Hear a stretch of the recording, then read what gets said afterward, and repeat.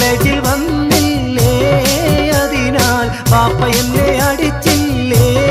നിന്റെ ആങ്ങളെയും പാപ്പയും ചേർന്നെന്നെ തല്ലുമെന്ന് ഭീഷണി മുഴക്കിയില്ലേ. എന്നാലും നീ എന്നെ